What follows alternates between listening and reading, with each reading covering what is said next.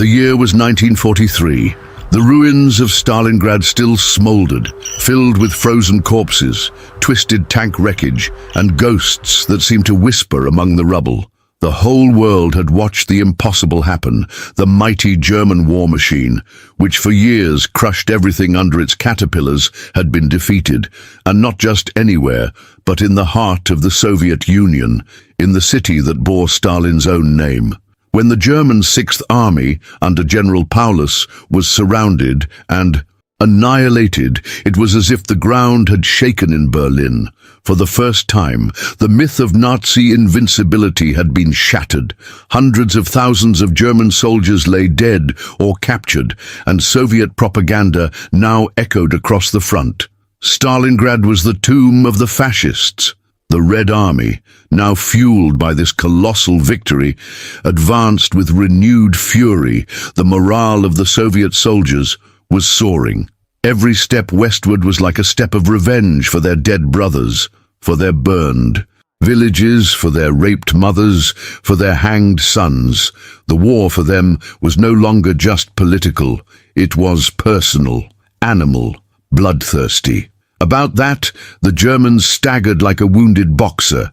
They were being pushed back in a long line of retreat, barely able to regroup. On the map, the Wehrmacht seemed to be falling apart, exhausted troops, without supplies, frozen to the bone. Entire divisions decimated. A sense of defeat permeated the faces of the soldiers who, months before, had marched arrogantly across the steppes. But the Soviet winter was treacherous, and the German high command, even wounded, still breathing. There were still wolf-eyed generals, cold and methodical strategists, and soldiers hardened by years of blood and mud. Amidst the chaos, one name began to loom like a shadow: Manstein. And as the Soviets confidently advanced into Ukraine, taking city after city, they didn't know they were walking straight into a trap. Snow covered the fields like a white blanket, but beneath that icy silence, death was preparing its return. The Soviet offensive advances like an avalanche, the wind cut like blades. The sky was a dull, heavy, colorless gray, as if even the sun was exhausted from that war. And beneath this icy darkness, Soviet forces came in droves, like an avalanche that could not be stopped. It was February 1943. After the roar of victory at Stalingrad, the Soviet generals knew that this was the time to crush the Germans. The Red Army wasn't just on the march, it was on the rampage. They knew that every kilometer recovered was another wound to Hitler's pride. T-34 tanks tore through the snow with ferocity. Thousands of infantry marched in compact columns, while mobile artillery advanced through the frozen craters in the ground. It was a human wall of soldiers determined to drive the Nazis from their lands, a brutal and rapid advance, driven by accumulated hatred and hope reborn. The Voronezh Front and the Southwestern Front, sob commando de Vatutin A. Golikov, pushed the Germans with an almost blind force in an offensive that seemed endless. Hitler's troops retreated, not for strategy, but for survival. Entire German divisions were being torn apart. The fighting raged day and night, without respite. It was as if the ground was starving for blood, and winter served as a cruel stage where death danced relentlessly. Village after village was retaken. In each, starving civilians emerged from the rubble to see, for the first time in years, the red-starred soldiers bringing something resembling freedom. But freedom came with fire, the fighting on the back roads, in the frozen forests, and in the open fields was a festival of destruction. Grenades exploding inside trenches, flamethrowers devouring enemy positions, men howling in Russian, German, Ukrainian, and dying in different languages under the same ice. The city of Kursk, it fell. Belgorod was abandoned by the Germans, and the next jewel on the map was Kharkov, the second largest city in Ukraine, a vital strategic point for controlling the region. Hitler was furious, but the chaos on their front line was undeniable. The Soviets had advanced hundreds of kilometers in weeks. It seemed that the Reich was crumbling. But in the midst of that desperate retreat, something strange started to happen. The Germans were leaving cities, yes, but in silence. They weren't fighting to the end. They weren't dying like cornered dogs. They were retreating in an orderly fashion, methodically, as if they were expecting something. And while the Soviets celebrated each victory, they didn't realize they were stretching themselves too thin. Supply lines stretched, troops tired, armored vehicles operating at their limit. The Soviet avalanche had been powerful, yes, but now it was beginning to spread, to lose strength. And deep down, very deep down, a lethal counterattack was beginning to take shape. Kharkov is liberated, or taken, February 16th, 1943. The sky was still heavy, grey as lead. The streets of Kharkov trembled with the roar of T-34 tanks, while Soviet infantry, knee-deep in ice and mud, advanced through the city's rubble. Kharkov had fallen, or better, had been retaken by the Soviets. Red troops raised flags in the squares, stuck bayonets in the ground, and shouted victory amidst the smoking rubble. Another city liberated from Nazi rule, another open wound on the Eastern Front being closed with blood. But there was something strange about that victory. There was no fierce resistance. The Germans had simply retreated. They left the city without the same desperation as other retreats. No siege, no house-to-house fighting, no last man standing, just abandonment. Kharkov was then liberated, but by force. The Soviets found it devastated, destroyed, and too empty. It looked like a gift left behind, a dangerous gift, a poisoned gift. In the city's underground, the silence was absolute. No Germans, no mines, no surprise shots. The Russian soldiers looked at each other. Some laughed, others trembled, and the more experienced ones were suspicious. After all, since when did Nazis abandon a position without taking the enemy's soul with them? Even so, the Soviet High Command decided to consolidate the victory. Reinforcements were deployed, tanks organized, and command posts established. The hammer and sickle flag flew proudly over the Central Committee building. The city was now red again, but behind the front line, Soviet generals began to argue. Many said the advance had been too rapid, that the lines were stretched, that artillery was falling behind, that the troops were exhausted. But Moscow's orders were clear: keep advancing, crush the Germans. Meanwhile, at the Army Group South headquarters, Field Marshal Erich von Manstein watched the map with cold, calculating eyes. Kharkov's silence was part of his plan. He was about to turn this Soviet victory into a trap of monstrous proportions.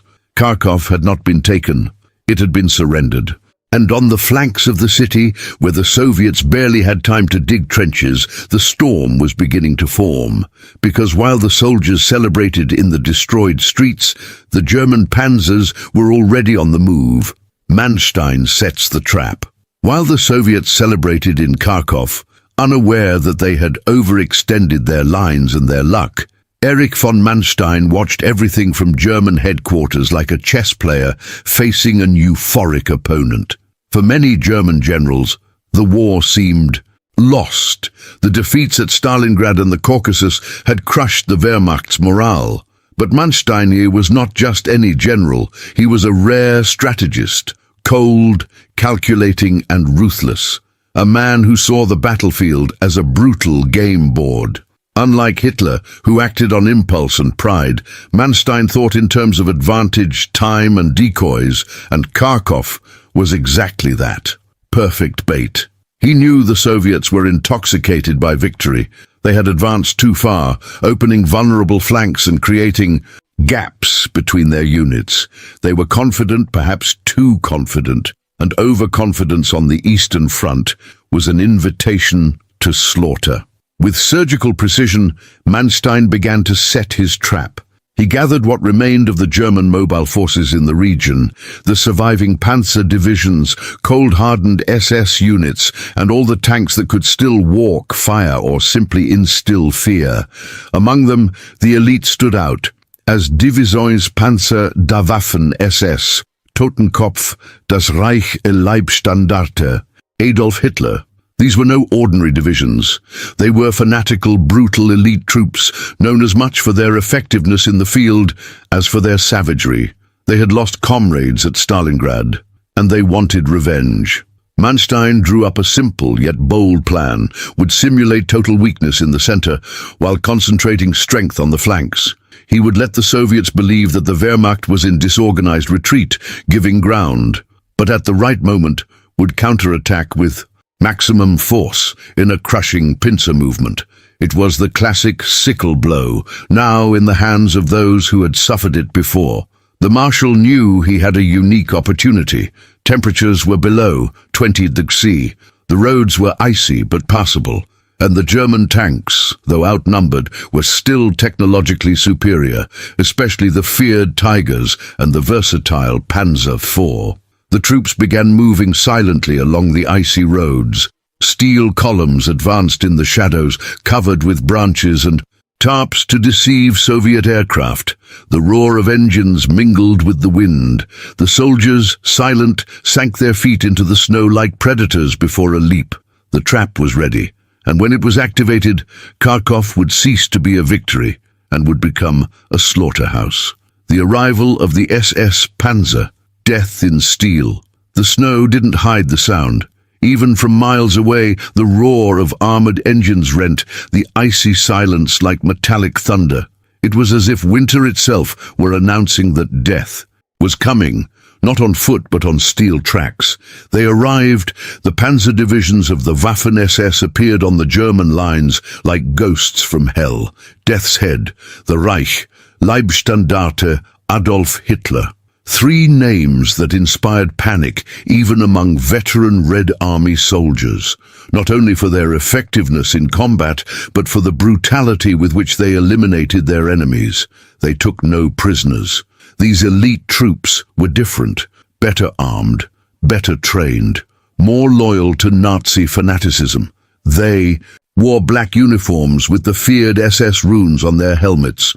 Each battalion was a precision machine of destruction, each platoon a sharp blade waiting for the command to cut, and the tanks were monsters. Panzer followed the columns, versatile and swift. But the real terror came right behind, the Tigers. 60-ton giants armed with 80mm guns capable of piercing a T-34 from 2 kilometers away. Each Tiger was like a castle on tracks, slow but indestructible. It was pure steel, pure fury, pure hate. Soviet troops guarding the flanks began reporting strange movements, German columns appearing where they shouldn't have been. But the Soviet command, convinced of victory, ignored the warnings. They thought the Germans were retreating. Little did they know that death was just changing positions. In frozen forests, the Panzers were awaiting orders, with engines purring, steaming like bulls before a charge. Self-propelled artillery was positioned with precision. Reconnaissance units scanned the terrain like unseen predators. Manstein tightened the siege, little by little, like a hunter luring his prey into the center of a trap. And when the Soviet troops realized they were surrounded, it was too late. The roar of the tanks echoed across the tundra like steel thunder. Panzers advancing at speed, firing at every curve, every intersection, every enemy position that got in the way. The Wehrmacht was not dead, it was starving. The Red Army, caught by surprise, began to crumble. The Soviet front crumbled like thin ice under the weight of an elephant, and the soldiers who had previously celebrated in Kharkov, now they ran, screamed, burned alive inside the stricken T-34s. The war had changed its face. Again, and that face now was that off-tanks with black crosses and skulls on their chests. The false retreat, Manstein's hook, a symphony of blood and ice. Introduction: the winter of Soviet illusion. The year 1943 dawned over the frozen steppes of Eastern Europe with the promise of a decisive turning point in World War II. The Battle of Stalingrad, an epic of suffering and endurance, had culminated in the annihilation of the German Sixth Army, a devastating blow that resonated throughout the world. For the Soviet Union, the victory at Stalingrad was not just a military triumph, it was validation of its resilience, irrefutable proof that the Wehrmacht, previously invincible, could be broken. A wave of optimism, almost euphoric, swept the Soviet command and the ranks of its armies. It was believed, with almost religious conviction, that the enemy was collapsing, that the Nazi war machine was finally disintegrating under the weight of the Russian winter and Soviet determination.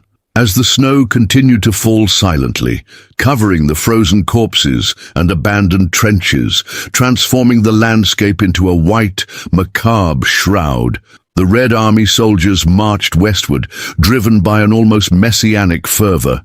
Every city recaptured, every village liberated, every position that seemed to have been abandoned by the Germans. It fueled the illusion that the enemy was in disarray, on the verge of total collapse.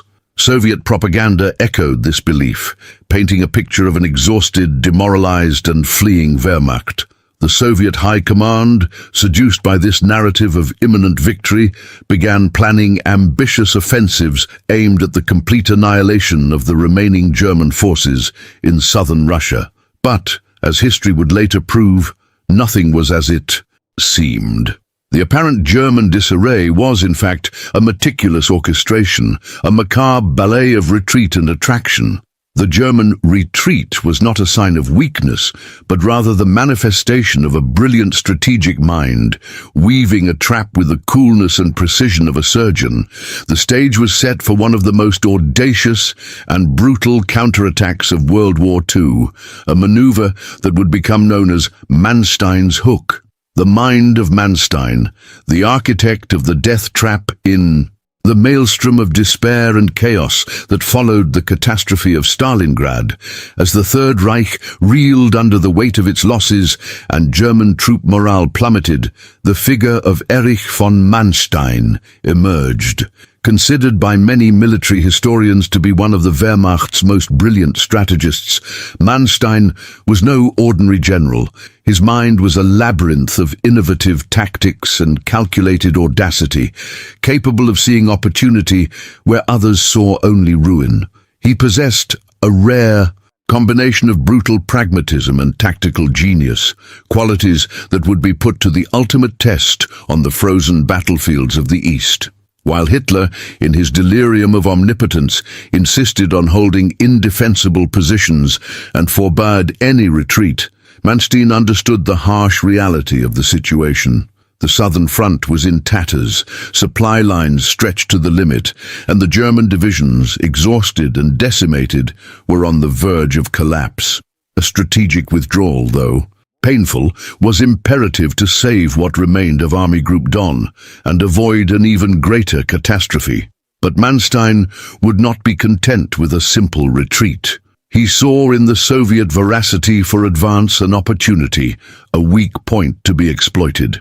It was in this desperate scenario that Manstein devised his tactical masterpiece, a perfect trap, a plan that would transform apparent defeat into a bloody victory.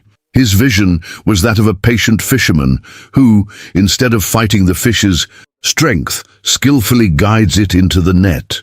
The bait would be the German retreat itself, a retreat that, to Soviet eyes, posed to withdraw, yes, but not in panic. Every step back would be a step into the trap. The idea was to stretch Soviet supply lines, expose their flanks, and, crucially, lure their armored formations to terrain where the German forces, though outnumbered, could deliver a decisive blow. It was a chess game on a monumental scale, where every piece moved had a deadly purpose. Manstein, with his sharp mind, already saw checkmate approaching, while the Soviets, intoxicated by the illusion of victory, marched blindly toward their bloody fate. The bait, the calculated retreat, and the dance of death. Manstein's execution of false retreat was a masterpiece of deception and military discipline. While Soviet generals like Golikov saw only disorder and flight, what unfolded on the battlefield was a meticulously planned tactical retreat. The German divisions, though exhausted and battered, executed the maneuver with almost robotic precision, a test retreat, a step back that was actually a step forward in Manstein's plan. The center of the German line was indeed retreating, but with exemplary discipline. There was no panic, only the execution of precise orders. Units disengaged from combat in an orderly fashion, destroying bridges, depots and infrastructure to hinder the Soviet advance, but without leaving behind valuable equipment that could be used by the enemy. This retreat, though slow and methodical, was designed to drive the Soviets, like starving cattle, into a narrow valley, a natural trap that Manstein had identified as the ideal location for his attack. As the center retreated, the flanks of the German Panzer closed in. The SS and Wehrmacht Panzers, elite units that had been spared the attrition of Stalingrad or had been quickly re-equipped, were already in position. They were not retreating. They were waiting. Like the sharp fangs of a predator waiting for the exact moment to pounce, these tanks and their mechanized infantry formations camouflaged themselves in the winter landscape, waiting for the signal to attack. The snow, which had previously seemed an implacable enemy to the Germans, now became their ally, providing cover and concealment for their maneuvers. Manstein had studied his enemy's psychology. He knew that after the victory at Stalingrad, the Soviet command would be prone to arrogance and underestimation. The rush to exploit what appeared to be a German retreat would be irresistible, and that's exactly what happened. The Soviets, intoxicated by the advance, didn't realize they were being led into a trap. Every kilometer gained was a step deeper into the abyss Manstein had dug for them. The bait had been swallowed, and the hook was firmly set. As the German units retreated, they left behind just enough to maintain the illusion of a disorderly retreat. Damaged equipment, abandoned vehicles, but nothing that could alert the Soviets to the true nature of the maneuver. The desolate, snow-covered landscape contributed to the farce, masking the movements of the German forces as they positioned themselves for the counterattack. It was a large-scale theater of war, where life and death were the main actors, and Manstein, the ruthless director, orchestrated each scene with diabolical mastery. The trap was almost complete, and the fate of thousands of Soviet soldiers was sealed in the ice and snow of the Russian winter. The Soviet advance, the intoxication of victory, and the march into the abyss. While the Wehrmacht executed its calculated retreat, the Soviet armies, driven by the euphoria of victory at Stalingrad and the belief that the German war machine was collapsing, advanced with a speed and confidence bordering on recklessness. With each kilometer conquered, with each city liberated, the sense of triumph deepened, blinding the Soviet High Command to the dangers gathering on their flanks and rear. They believed they were pursuing an enemy in disarray, when in fact they were being skillfully lured into a deadly trap. The Soviet tanks, once cautious, now burned fuel at a frantic pace, advancing too fast, too deep, without adequate protection from their infantry and artillery. The Soviet doctrine of operation in depth, which aimed at rapid penetration and disorganization of the enemy rearguard, was being applied with an excess of zeal that would prove fatal. The armored formations, like sharp spearheads, extended vast distances, creating dangerous salients and exposing their flanks to a counterattack. The speed of the advance, while impressive, was a double-edged sword. While gaining ground, it also stretched supply lines to a critical point. The exhausted Soviet infantry marched tirelessly through the snow and ice, trying to keep up with the frantic pace of the tanks. Many soldiers were ill-equipped for the harsh winter, and fatigue was beginning to take its toll. Supply lines, already precarious due to damaged infrastructure and the vastness of the territory, were on the verge of collapse. Fuel, ammunition, food and medical supplies arrived late or in insufficient quantities. Trucks, many of them captured from the enemy or improvised, struggled with objectives than with consolidating their positions or protecting their vulnerabilities. The idea that the Germans could orchestrate a maneuver as complex and dangerous as Manstein's seemed unthinkable.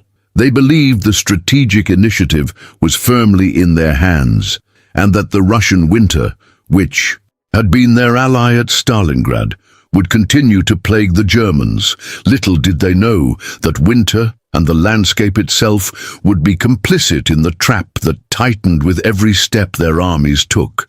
With every meter of advance, the German pincer tightened, and the bloody fate of the Soviet armies was about to unfold with unimaginable brutality. The boat, the explosion of fury and steel on the ice.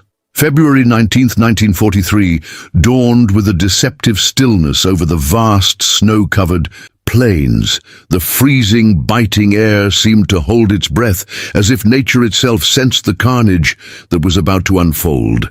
The Soviet soldiers, exhausted but confident in their advance, perhaps dreamed of the next city. Did they know that they were on the brink of a frozen hell, about to be engulfed by a storm of steel and fire, orchestrated by Manstein's dark genius?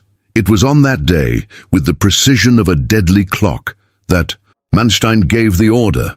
The signal was transmitted through the German lines, and the response was immediate and devastating. The armored divisions, the feared Panzers of the Wehrmacht and the Waffen-SS, which had been hidden and lying in wait, launched their offensive with a speed and brutality that the Soviets simply could not process. It was as if the entire winter had exploded in a pent-up fury, unleashing a torrent of German tanks, artillery, and soldiers surging from all sides, tearing through the Soviet lines with unprecedented violence. The attack was not a frontal assault, but a series of surgical strikes on the exposed flanks of the Soviet armies.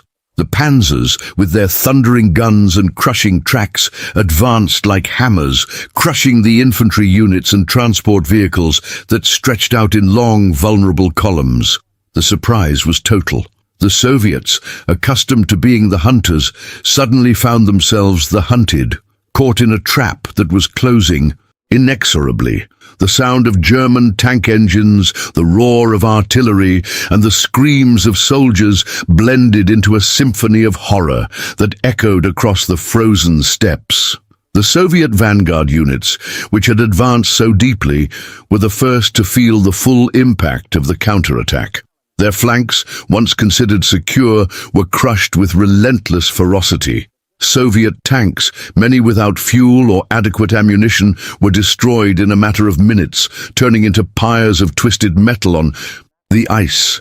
Entire infantry units were surrounded and annihilated, their soldiers slaughtered as they desperately tried to find cover in the desolate landscape. What had been a triumphant advance turned, in the blink of an eye, into a collective panic, a desperate race for survival.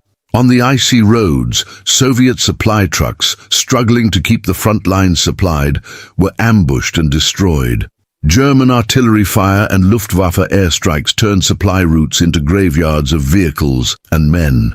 The Soviet rearguard, which was supposed to be the backbone of the advance, was cut off, cutting off the frontline units from any reinforcements or supplies. The Soviet chain of command collapsed, with communications being disrupted and orders lost in the chaos of battle. General Golikov, who had previously celebrated the advance, now faced the harsh reality of impending disaster. There was no time for organized defensive maneuvers.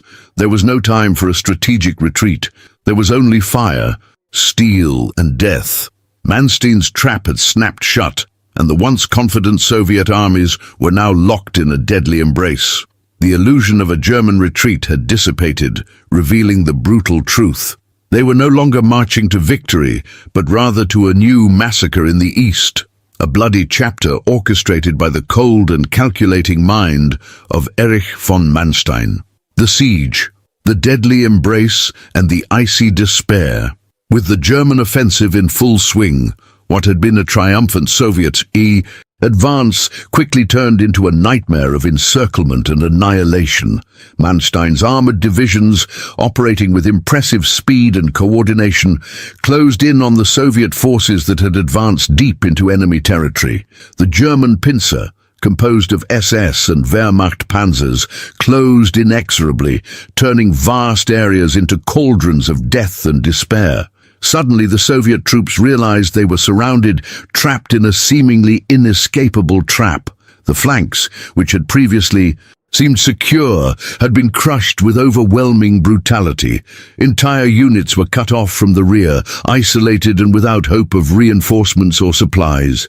Panic quickly spread through the Soviet ranks. Soldiers, once full of confidence, now ran in desperation, trying to find a break in the tightening encirclement. But the discipline and ferocity of the German attack were relentless. Escape routes were blocked by columns of German tanks and infantry, and any attempt to break out of the encirclement was met with a barrage of artillery and machine gun fire. Soviet communications were the first to collapse under the impact of the counterattack. Soviet General Golikov, desperately trying to respond to the catastrophe, sent orders by radio, but many of them never reached their destination. Telephone lines were cut, radios destroyed or silenced by enemy fire. Divisions were isolated, operating without coordination, unaware of the extent of the disaster surrounding them. In many units, officers had been killed in the first minutes of the attack, leaving the soldiers leaderless and directionless, plunged into indescribable chaos. Wrecked trucks on icy roads, bodies of Soviet soldiers strewn across the snow, burning tanks illuminating the bleak landscape. This was the new reality at the front. What had once been a swift and confident advance was now a desperate struggle for survival, a losing battle against an enemy that had proven far more cunning and dangerous than anyone had imagined.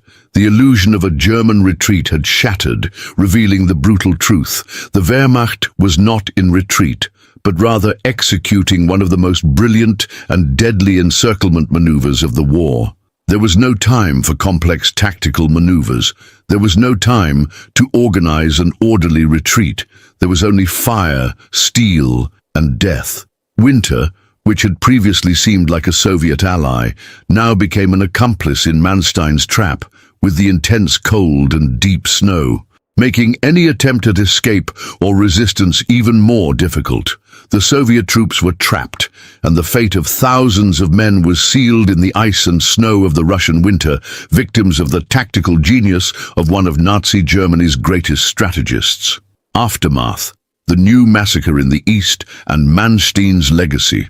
The Battle of Kharkov, or the Third Battle of Kharkov as it became known, was a devastating blow to the Red Army, a brutal setback that shattered the post-Stalingrad euphoria and exposed the vulnerabilities of an overconfident Soviet command. Manstein's maneuver, with its false retreat and subsequent counterattack, resulted in a new massacre in the east, with tens of thousands of Soviet soldiers killed, wounded, or captured. Equipment losses were equally catastrophic, with hundreds of tanks and thousands of vehicles destroyed or abandoned in the snow. The psychological impact of the defeat was immense. The belief that the Wehrmacht was in total collapse was shattered, and the reality that the enemy still possessed a lethal counterattack capability was bloodily imposed. Manstein's victory not only stabilized the German southern front, but also restored the morale of the Wehrmacht troops, who had been severely battered at Stalingrad. Manstein's ability to turn a strategic disadvantage into a crushing tactical victory cemented his reputation as one of the greatest commanders of the war. For the Soviets, the defeat at Kharkov was a bitter but necessary lesson. It forced the High Command to re-evaluate its tactics and adopt a more cautious and pragmatic approach. The importance of logistics, flank protection, and coordination between different arms was painfully learned. Although the Soviet Union possessed vast human and material resources, the loss of so many men and equipment in a single battle was a grim reminder of the cost of recklessness. From then on, the Red Army, while still prone to large-scale offensives, would operate with greater attention to tactical detail and the security of its supply lines. Manstein's hook did not change the overall course of the war in the East, which would continue to be a brutal struggle of attrition, but it demonstrated the Wehrmacht's ability to inflict devastating blows, even when outnumbered. The victory at Kharkov allowed the Germans to consolidate their positions and prepare the ground for the next major offensive, the Battle of Kursk, which would occur months later. However, the strategic initiative in the east had definitively passed into Soviet hands, and Manstein's victory, though brilliant, was a last gasp of a war machine that was inexorably being crushed by the vastness of Soviet power and the relentless determination of its people. Manstein's legacy in World War II is complex. Renowned for his tactical genius, he was also a general who served a genocidal regime. His maneuver in Kharkov is still studied in military academies today as a classic example of counterattack and mobile warfare.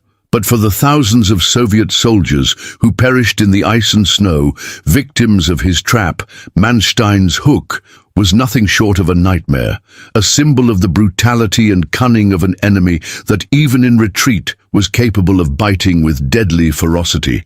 The snow that covered the corpses in Kharkov was a shroud for the Soviet illusion of an easy victory and a silent monument to the bloody genius of one of the greatest strategists in military history. The counterattack begins. Ice, fire, and the German fury. Introduction: The Awakening of the Nightmare, February 19th, 1943. The white expanse of the Eastern Front, once a scene of seemingly unstoppable Soviet advance, was suddenly rent by a roar that was not the icy wind, but the roar of tank engines and the distant rumble of artillery. What began as isolated sounds, harbingers of a threat not yet understood, transformed in a matter of hours into a full-scale nightmare. Manstein's counterattack, the maneuver he had orchestrated with the coolness of a surgeon and the cunning of a predator, had begun. For a brief, terrifying instant, the Eastern Front seemed to hold its breath, aware that something monumental and bloody was about to unfold. German strength, the return of the war machine. The storm of steel fell furiously on the Soviet flanks, unprotected and stretched out like a hungry wolf pouncing on its prey. There was no warning, no mercy, no pause.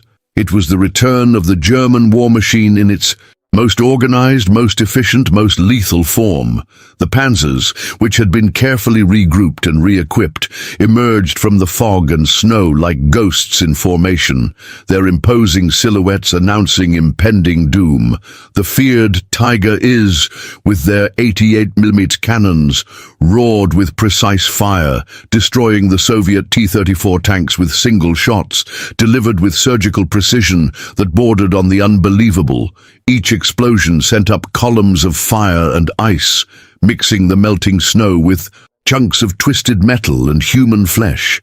It was literally ice and fire, a hellish landscape where the pristine white of winter was quickly dyed a vivid bloody red. The offensive came like a hurricane, converging from north and south on the scattered Soviet columns, which in their haste to advance had made themselves vulnerable. The veteran and battle-hardened German infantry followed closely behind the tanks, like trained war dogs, clearing trenches, storming positions, and firing without hesitation.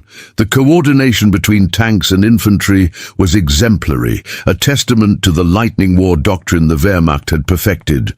The Soviets, overstretched, poorly positioned, and above all unprepared for a counterattack of such magnitude, were caught completely by surprise. The illusion of a disorderly retreat had been shattered, revealing the brutal reality of an enemy that, even wounded, was still capable of delivering devastating blows.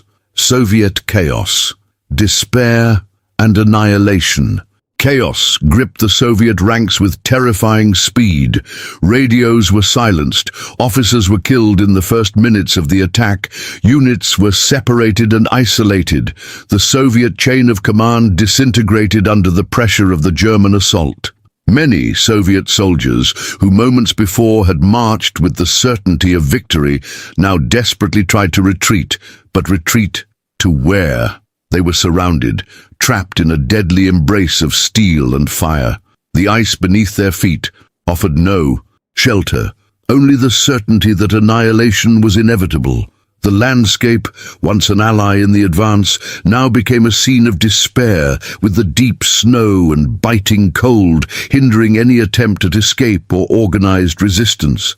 Some, in an act of desperate bravery, tried to resist, digging positions in the frozen snow, setting up anti-tank guns that barely worked in the extreme cold. But the German attacks came in crushing waves, one after another, relentless. And behind each wave came more tanks, more infantry, more death. Isolated resistance was quickly suppressed by German tactical superiority and firepower. What had once been an orderly advance was now a disorganized mass of men and machines, easy prey for the German fury. The role of the Luftwaffe, the return of the Steel Falcons. The Luftwaffe, the German Air Force, which had been largely absent from the skies of the Eastern Front since the catastrophe of Stalingrad, reappeared with renewed ferocity. Its once scarce bombers and fighter bombers now dominated the airspace, attacking retreating Soviet columns and supply routes. Icy roads became death traps, with trucks bursting into flames, tanks being fired upon from above, and the hope of victory disappearing into smoke. The presence of the Luftwaffe added a new dimension of terror to the inferno on the ground, turning any attempt to regroup or escape into suicide. The sound of German plane engines, once a portent of destruction, now assured them that there was nowhere to run, no place to hide from the fury pouring from the sky. The battle scenario, the choreographed carnage. The ground, once white and untouched by snow, was now stained red, stained with the blood of thousands of men. The landscape transformed into a scene of indescribable carnage. Men screamed, unsure of where to run, their cries drowned out by the roar of tanks and the thunder of artillery.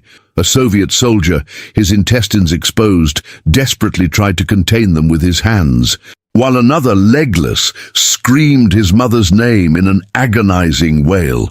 Soviet tanks exploded one after another, transforming into gigantic torches on the frozen field, illuminating the darkness with the light of destruction. It was a choreographed carnage, a macabre ballet of death and despair, where every German movement was precise and every Soviet life a sacrifice. And in the midst of this hell, the SS commanders, dark and ruthless figures, smiled. For them, this was not just a battle, it was justice, revenge for the humiliation of Stalingrad, the restored reputation of a force that had been underestimated. The brutality of the attack reflected the ideology that drove them, a mixture of fanaticism and an unshakable belief in the superiority of their race and their war machine. The Red Army, which had advanced so confidently, was being torn apart, its units disintegrated, its men annihilated. The sight of their panicked enemies running in despair was confirmation of their own. Strength and validation of the ruthlessness that defined them. The immediate impact, the reversal and the wait for Kharkov. Manstein, at his headquarters, watched the offensive unfold on maps, listening to reports of his units advancing faster than expected. The satisfaction in his voice was palpable. Within days, the weeks-long Soviet advance had been wiped off the map as if it had never existed. The front line, which had stretched dangerously eastward, was now rapidly retreating, with the Soviets outnumbered and on the run. Manstein's maneuver not only halted the Soviet advance, but spectacularly reversed it, restoring the initiative to the Wehrmacht in the southern sector of the Eastern Front. And Kharkov, the great city to the north, which had been a crucial Soviet objective, waited. It waited for the next stage of Manstein's plan. It waited for the final blow. The city, which had changed hands several times, was about to become the stage for another bloody and decisive chapter of the war, a testament to Manstein's tactical genius and the relentless brutality of the conflict in the east.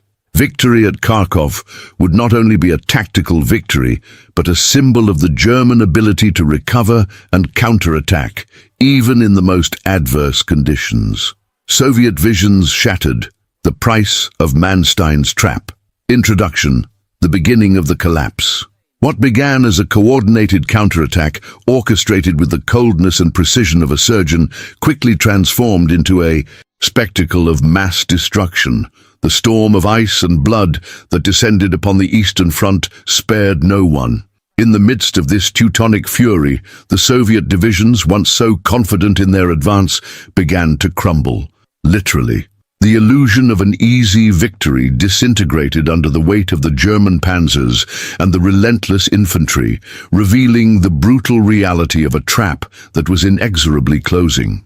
The collapse, the disintegration of formations. Those formations that had advanced, confidently days before, conquering city after city, were now being decimated in the open. The rapid, unprotected advance had turned Soviet units into easy targets. Entire troops were isolated, surrounded, and annihilated in frozen pockets. Without supplies, without reinforcements, without a way out. It was total collapse, a mass disintegration that spread like a plague across the front line. Discipline and cohesion, once hallmarks of the Red Army, gave way to panic and disorder.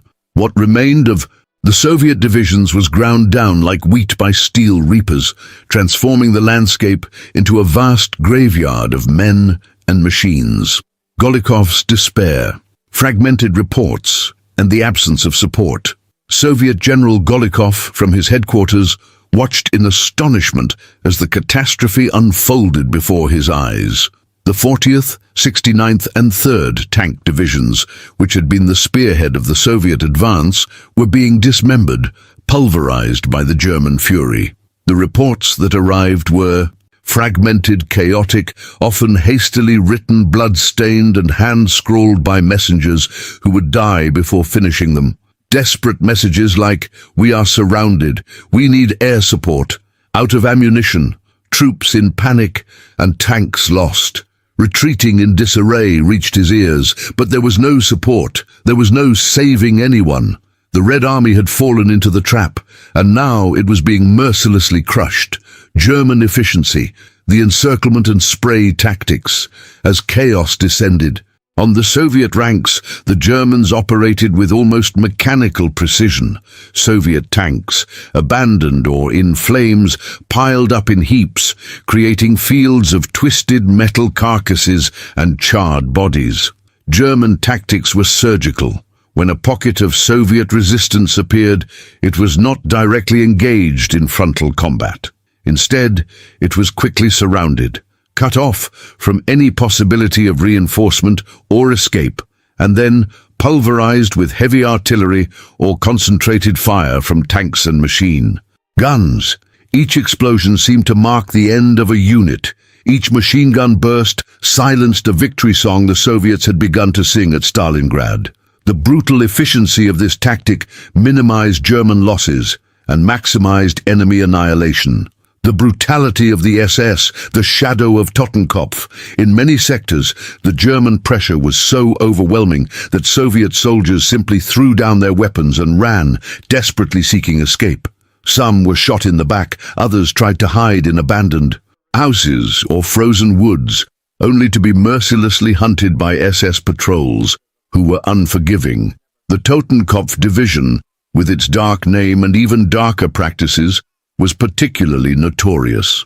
To them, Soviet soldiers were not enemies to be captured, but targets to be eliminated.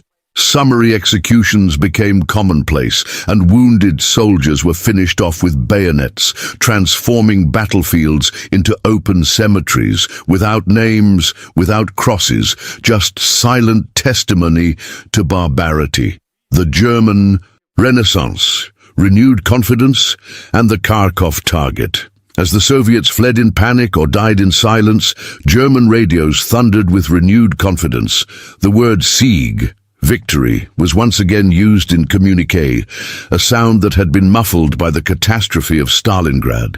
The Wehrmacht, humiliated and wounded, was reborn from the ice as a vengeful monster, its morale restored by the brutality and effectiveness of Manstein's counterattack. The Soviet divisions were not just being defeated. They were being wiped off the map, their forces disintegrated, and their offensive capability annihilated. And on the horizon, shrouded in winter fog, Kharkov, the strategic city that had been the primary objective of the Soviet advance, was once again the target. The eyes of the German troops now turned to it, no longer as an objective to be defended, but as a prize to be recaptured. The recapture of Kharkov would be the crowning achievement of Manstein's brilliant maneuver, a symbol of German resilience and a bloody reminder that the war in the east was far from over. The city awaited, and with it, the next stage of a relentless conflict. Panzers on the rampage, the siege closes in on Kharkov. The ground was shaking. It wasn't the cold, nor the biting east wind. It was the deafening roar of the Panzers, tearing through the frozen fields of Ukraine towards Kharkov. Like thirsty predators, the Wehrmacht's armored divisions advanced with almost choreographed precision, a symphony of steel, oil, and death. At the forefront of the offensive Wereos Temidos Panzer IV, Tigres et Sturmgeschütz, crushing everything in its path. With the support of motorized units and highly trained infantry, the siege of the city was taking shape, swift and deadly. Kharkov, with its heavy buildings and wide streets, was perfect for urban defense. But the Soviets were exhausted. Their lines were broken, their reserves depleted. The city, instead of a bastion, began to become a trap. The German tanks moved in a pincer movement, closing in with brutal efficiency. The strategy was clear: cut off all supply routes, isolate the defenders and crush them mercilessly. It was a replay of Stalingrad in reverse. But now, the Germans were the ones encircling, and the Soviets were the ones begging for reinforcements. Hauser and Hoth's troops showed no hesitation. They wanted Kharkov back, and they wanted blood. The skies, heavy with dark clouds, trembled with the roar of the Stukas. The dive bombings began before dawn and continued into the night.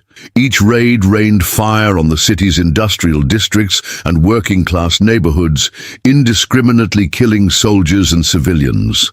The population, most had fled, but many remained. Now, they watched helplessly as the collapse took place. Churches crumbled under direct impact. Avenues turned into craters. The sound of German artillery was constant, like a hammer hitting raw flesh. Kharkov city, Soviet troops entrenched themselves in buildings, schools, even hospitals. They dug holes in the frozen streets, turning every corner into a death zone. But the advantage lay on the other side. The Germans were motivated, supplied, and led by commanders thirsty for revenge. The city, already destroyed by the previous war, began to rot again, overcome by smoke, cold, and the smell of bodies piled up in basements and corridors. It was the prelude to the final storm. Kharkov was surrounded, and hell had not yet begun.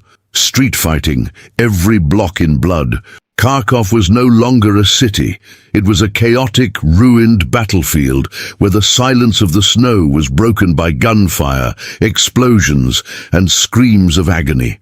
Every block, every house, every ruin became the scene of a bloody and merciless confrontation. Exhausted and starving, Soviet soldiers turned what remained of the city into a makeshift fortress. Entrenched in bombed-out buildings, they fired machine guns through shattered windows, hurled grenades from beneath rubble, and fought hand-to-hand in the dark corridors. But the enemy was no less fierce. The SS divisions advanced with brutal determination, clearing the streets with flamethrowers, heavy machine guns, and grenades. They gave no respite. Each conquered house was taken with blood, and victory was measured in piled-up bodies. The sound of incessant gunfire echoed through the icy streets. Explosions tore down walls, sending up clouds of dust and smoke that mingled with the falling snow. In the squares, German tanks attempted to break through the Soviet lines, firing their cannons and smashing improvised barricades. The Soviets responded with rocket launchers and anti-tank rifles in desperate battles that often ended with soldiers leaping from tank to tank, fighting hand to hand. The smell of gunpowder, blood, and death was omnipresent. Amid the chaos, shouts of command mingled with the wails of the wounded and desperate orders. Many Soviet soldiers fought to their last breath, knowing there was no hope of reinforcements. The Streets became a deadly maze, where every corner could be the last. In the makeshift trenches and rubble, the cold cut to the bone, but the heat of the battle was stifling. The ice was beginning to turn red. Civilians who still remained, hiding in basements or fleeing through alleys, were tragically caught in the crossfire. The war spared no innocents. Kharkov was becoming hell on earth. And as the fighting intensified, the line between life and death disappeared. There, only survival remained. At the cost of the blood spilled on every square meter of that ruined city, executions and atrocities, civilians in the crossfire, in the whirlwind of gunfire, explosions and screams, the line separating soldiers and civilians in Kharkov dissolved. For many residents who didn't have time to flee, the war became a cruel and merciless death sentence. German troops, especially SS divisions, were known for their relentless brutality. In the destroyed streets and dark alleys, many civilians were captured, accused of collaborating with the Soviets, or simply condemned for being in the wrong place at the wrong time. Summary executions occurred frequently, with men, women, and even children shot or bayoneted to death. Entire families disappeared, and the city's silence was sometimes broken only by the sound of gunshots echoing through the snow. On the other hand, some Soviets, fearing infiltration and betrayal, reacted with equal severity, treating anyone suspected with extreme harshness. Paranoia and fear, human barbarity. The Battle of Kharkov was not just a clash of armies, but a massacre where the price of war was paid in innocent blood. The siege breaks. Desperate Soviet escape. After days of fierce fighting and a relentless siege, the inexorable German pressure began to take its toll. The Soviet lines, exhausted and shattered, could no longer withstand the weight of the armored offensive and the incessant fire. In Kharkov, the situation was becoming critical. The Soviets tried to hold their positions, but the pressure from the Panzer divisions was overwhelming.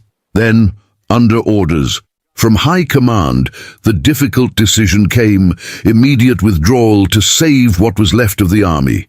But escaping was not simple.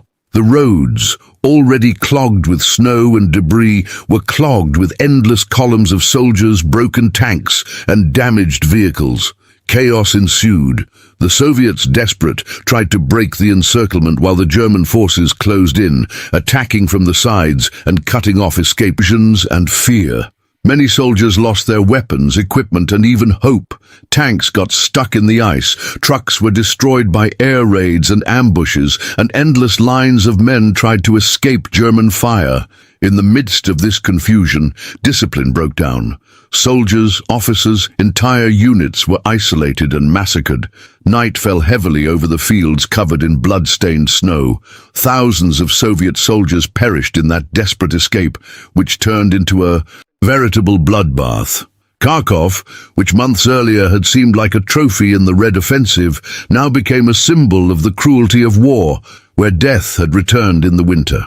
Consequences and lessons of the battle.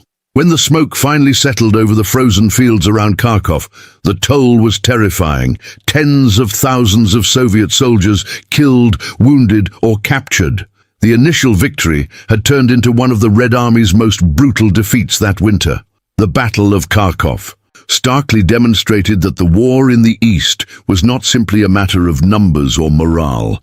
It was a struggle of intelligence, logistics, and patience. Manstein, with his surgical plan, had demonstrated that even a wounded army could turn the tide with strategy and boldness. For the Soviets, the lesson was harsh. One cannot underestimate the enemy, nor advance without adequate protection on the flanks. The swift and triumphant Stalingrad offensive, though inspiring, could not be repeated. Mechanically, winter and the terrain demanded respect and caution.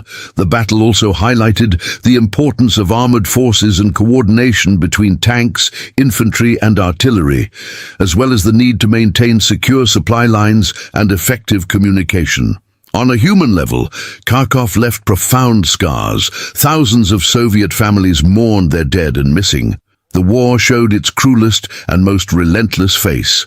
where death returned in winter, cold and inexorable. But despite the defeat, the fight continued. The Battle of Kharkov was a bloody yet pivotal chapter in the long and brutal war between the Reich and the Soviet Union. And while snow covered the bodies, the flame of Soviet resistance never died out. The Battle of Kharkov wasn't just a fight for a city. It was a duel between survival and annihilation, between hope and despair. In the midst of a cruel winter, where the cold seemed to freeze even the soul, death returned with more fury, more steel and more blood. The lessons of that confrontation echoed throughout the Eastern Front. The fallen heroes and anonymous victims of the battle reminded the world that war is, first and foremost, a game of strategy and endurance, but also an endless human tragedy. Kharkov became a symbol of the courage, sacrifice and brutality of a war that spared no one, not soldiers, not civilians, not even time itself. And even in the darkest hours, the flame of Soviet hope never went out, because in war, winter may return with a death, but the will to fight always returns stronger. If you were impressed by the brutality and strategy of the Battle of Kharkov, please like and share this video so more people can learn about this epic story of World War II. Subscribe to the channel so you don't miss future videos about the bloodiest and most decisive battles of the conflict. And leave a suggestion could become our next content. Thanks for watching this far. Warrior, the story continues, and together we'll uncover each chapter of this relentless war.